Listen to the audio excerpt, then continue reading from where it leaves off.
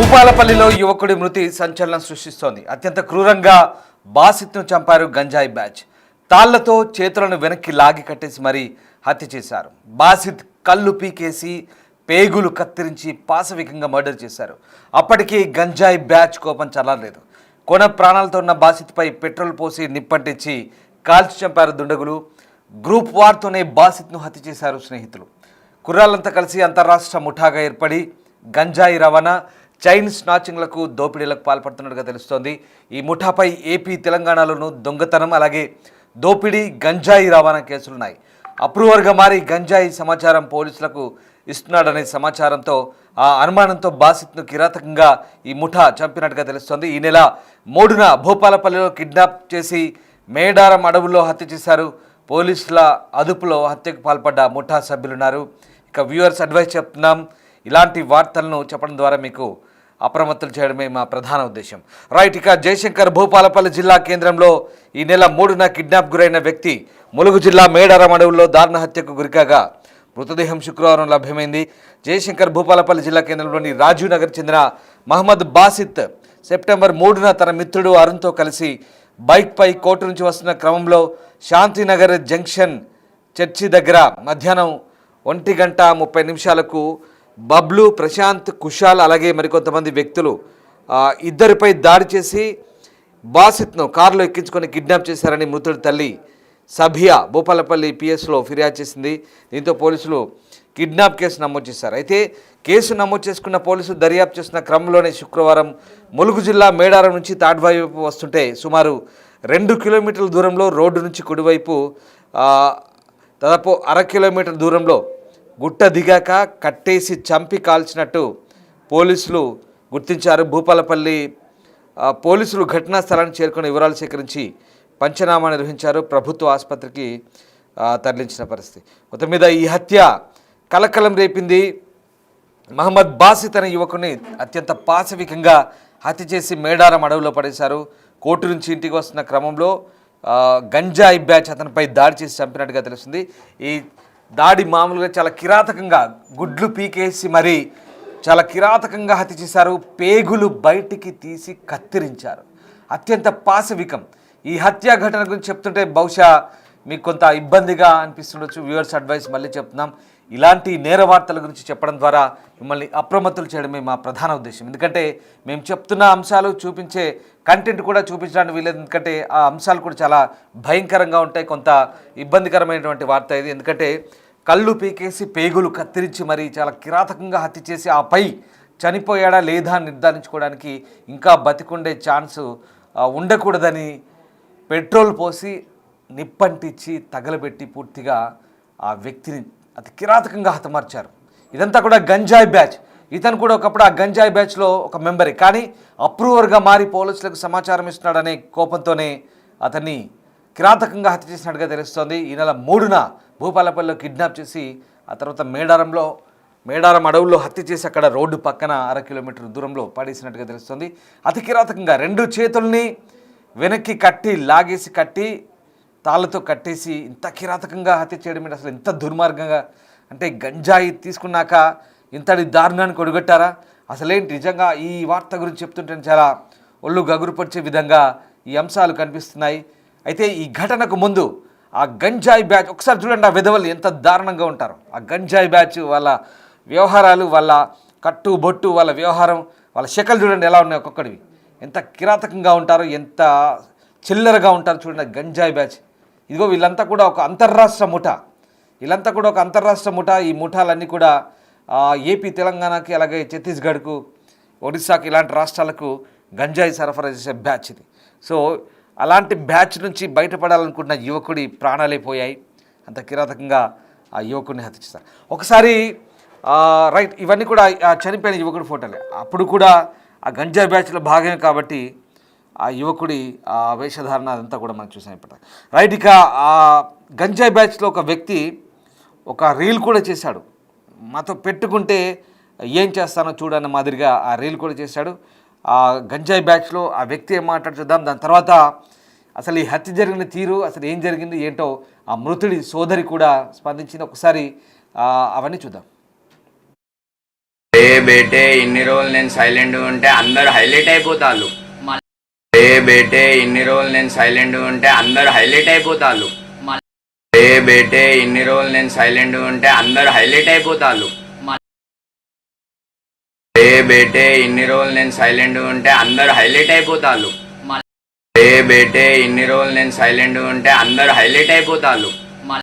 ఏ బేటే ఇన్ని రోజులు నేను సైలెంట్ ఉంటే అందరు హైలైట్ అయిపోతారు. మొహమ్మద్ బాషిద్ మా తమ్ముడు 12 గంటలకు బుధవారం వెనస్డే రోజు మా తమ్ముడు స్నానం చేసి అక్క నాకు పేషి ఉందని మధ్యాహ్నం 12 గంటలకు బయలుదేరి అబ్దుల్ కలాం సార్ లాయర్ దగ్గర మాట్లాడి, సార్ నాకు ఇట్లా ప్రాణహామీ ఉంది, నేను ఒక పిటిషన్ రాయాలి సార్, మీరే రాయండి అని అబ్దుల్ కలాం సార్తో పిటిషన్ రాపించుకొని భూపాలపల్లి స్టేషన్లో రాంబాబు అనే సార్తో కలిసి, సార్ నేను ఇట్లా పిటిషన్ ఇస్తున్నా, నేను బయటికి వచ్చి నన్ను చంపుదామని చూస్తున్నారు, నా పిటిషన్ తీసుకోండి సార్ అని గట్టిగా యాక్షన్ తీసుకున్నాను వాడు చెప్పి సార్తోని మా తమ్ముడు పిటిషన్ ఇచ్చాడు. పిటిషన్ ఇచ్చాక కూడా సార్ వాళ్ళు ఏం యాక్షన్ తీసుకోలే. సార్ వాళ్ళు వస్తారు కావచ్చు అనుకున్నాడు, ఏమనుకున్నాడు మా తమ్ముడు.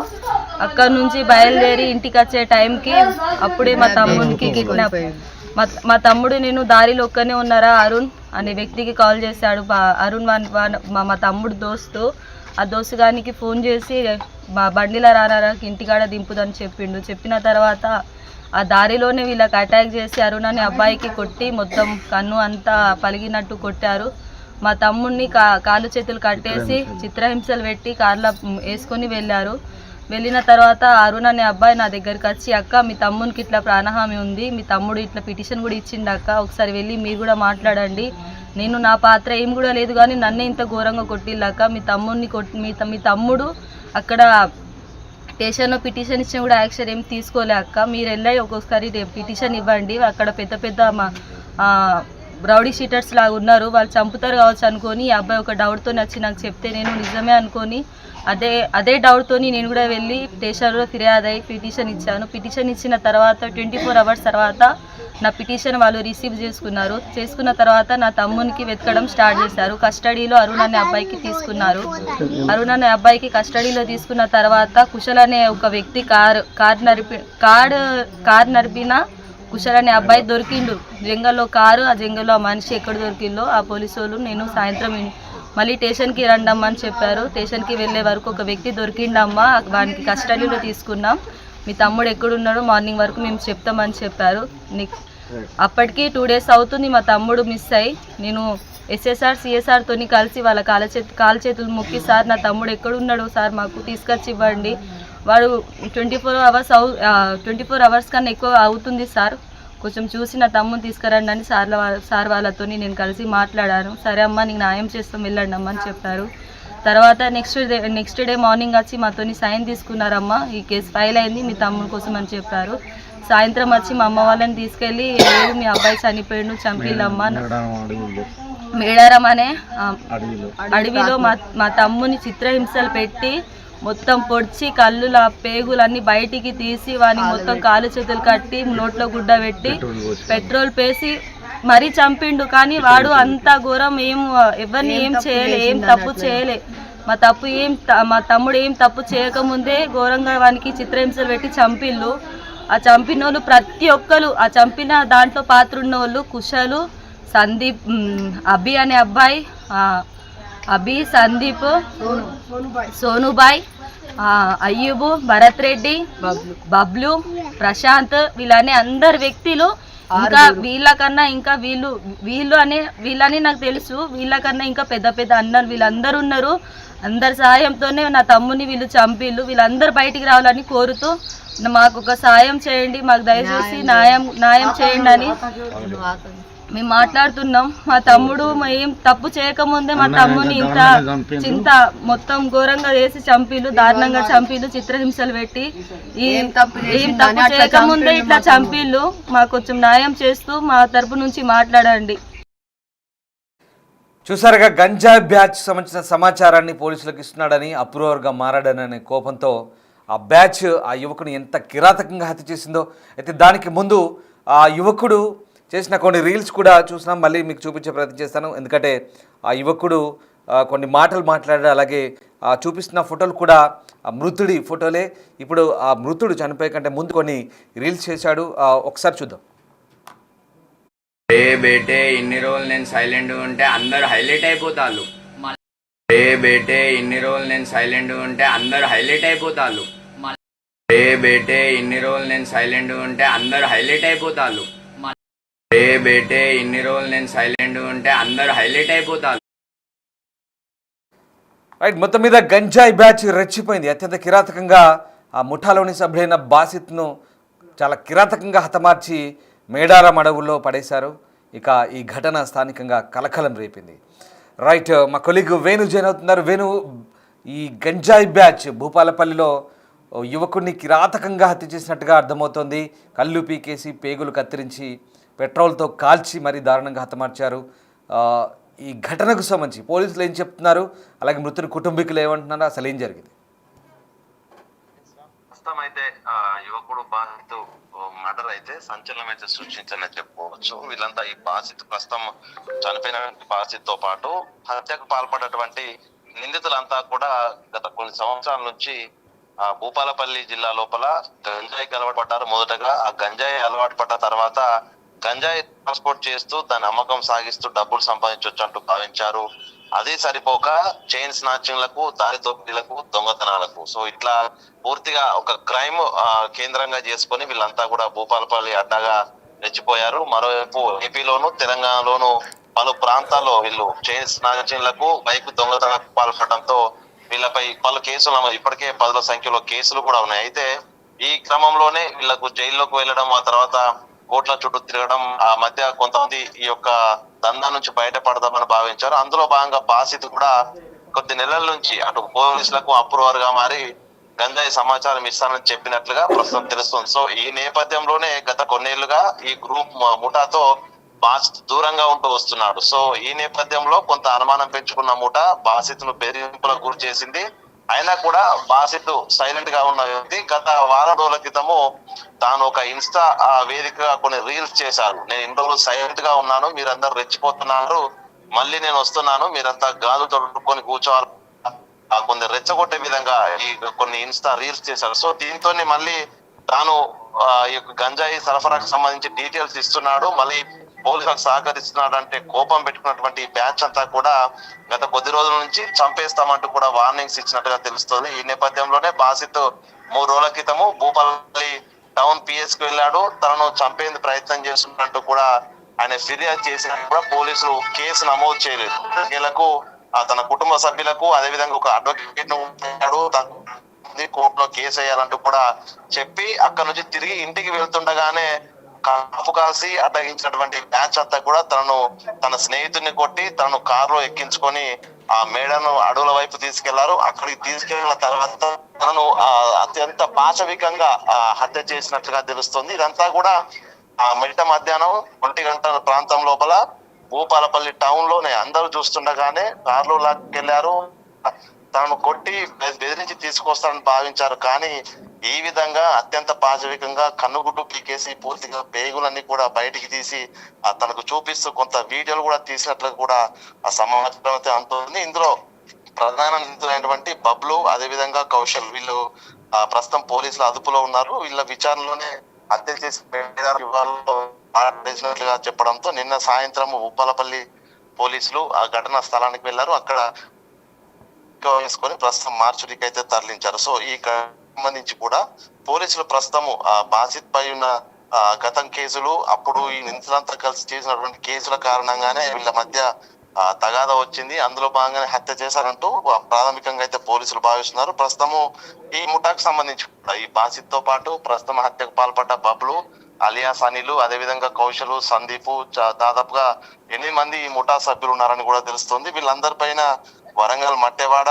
అదేవిధంగా విశాఖపట్నము పరకాల భూపాలపల్లి మొత్తంగా ఇక్కడనే దాదాపు 8 కేసులు ఉన్నాయి. అంటే వీళ్ళంతా కూడా హ్యాబిచువల్ అఫెండర్స్. సో దీనికి సంబంధించి పోలీసులు ప్రస్తుతం 2 అదుపులోకి తీసుకోగా మరో ముఠా సభ్యులు మిగతా 6 ఉన్నారు. వాళ్ళందరినీ కూడా అదుపులోకి తీసుకొని అతను హత్య చేయడానికి గల ప్రధాన కారణాలు వీళ్ళ మధ్య గ్రూప్ తగాదాలా లేకుంటే మరేదైనా కారణాలు ఉన్నాయనేది కూడా పోలీసుల విచారణలో తెలిసే అవకాశం అయితే కనిపిస్తోంది. మొత్తానికి భూపాలపల్లిలో గత 3వ తేదీన మధ్యాహ్నం బాధితు ఎప్పుడైతే కిడ్నాప్ అయ్యాడో అదే టైంలో భూపాలపల్లి హెడ్ క్వార్టర్స్ లోపల పోలీసు అధికారులంతా కలిసి వర్షిని డెత్ కు సంబంధించినటువంటి అంశంలో ప్రెస్ మీట్ పెడుతున్నారు. సో క్రైమ్ రేటును తగ్గిస్తాము, ఎవరు క్రైమ్ చేసినా తప్పించుకోలేరంటూ ఓవైపు భూపాలపల్లి ఎస్పీ ఎప్పుడైతే ప్రెస్ మీట్ మొదలు పెట్టారో అదే టైంలో ఈ కిడ్నాప్ జరిగింది, మర్డర్ జరిగింది. సో భూపాలపల్లి గత కొద్ది రోజుల నుంచి అటు రాజలింగమూర్తి మర్డర్ నుంచి మొదలుకుంటే కూడా పూర్తిగా గంజాయి అడ్డాగా మారిపోయిన భూపాలపల్లి లోపల ఈ విధంగా గంజాయి బ్యాచ్లు రెచ్చిపోతున్నాయి. ఇష్టారీతిన చిన్న చిన్న తగాదాలతో హత్యలకు పాల్పడుతూ కొత్త క్రైమ్ సెంటర్ గా అయితే ప్రస్తుతం భూపాలపల్లి మారిందనేటువంటి ఒక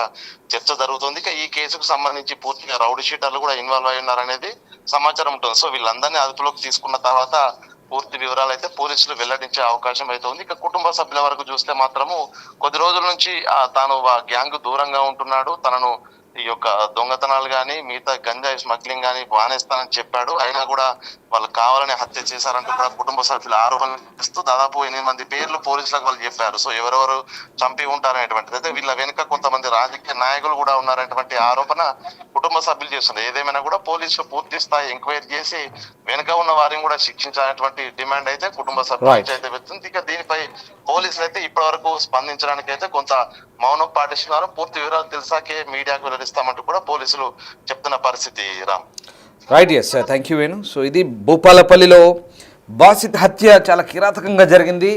వీళ్ళంతా కూడా గంజాయి ముఠా బ్యాచ్. బాసిత్ కూడా గంజాయి ముఠాలో సభ్యుడే. గత కొద్ది నెలలుగా ఆ బ్యాచ్కు దూరంగా ఉంటున్నట్టుగా తెలుస్తుంది. పోలీసులకు అప్రూవర్గా మారాడనే నేపథ్యంతో మళ్ళీ అతను తమ సమాచారాన్ని ఎక్కడ పోలీసులకు చేరవేస్తాడనే కోపంతో మిగతా ముఠా సభ్యులు అతని కిరాతకంగా హత్య చేశారు. మేడారం అడవుల్లో హత్య చేసి పారేశారు. ఇక తర్వాత పోలీసులకు కుటుంబ సభ్యుల ఫిర్యాదుతో ఒకసారిగా విషయం వెలుగులోకి వచ్చింది. భూపాలపల్లి ఏరియాలో అలాగే ఈ ములుగు మేడారం ప్రాంతంలో ఈ గంజాయి ముఠా అక్కడ నుంచి ఇంటర్ స్టేట్ ముఠాగా ఏర్పడింది. అంతర్రాష్ట్ర దోపిడీ దొంగల ముఠాగా ఏర్పడి గంజాయి, చైన్ స్నాచింగ్, బైక్ దొంగతనాలకు పాల్పడుతూ వీళ్ళంతా కూడా ఇట్లాంటి వ్యవహారాలకు పాల్పడుతున్న నేపథ్యంలో పోలీసులు ఇప్పటికే ఆ ప్రాంతంపై దృష్టి సారించారు. తాజాగా ఈ హత్యోదంతంతో ఒక్కసారిగా కలకలం రేగింది. పోలీసులు ఇలాంటి ఘటనలపై మరింత దృష్టి సారిస్తామంటున్నారు. ఇక ప్రస్తుతానికైతే ఆ నిందితులను అదుపులోకి తీసుకొని పోలీసులు రిమాండ్ చేసినట్టుగా తెలుస్తుంది. బేటే ఇన్ని రోజులు నేను సైలెంట్ ఉంటే అందరు హైలైట్ అయిపోతారు. బేటే ఇన్ని రోజులు నేను సైలెంట్ ఉంటే అందరు హైలైట్ అయిపోతారు.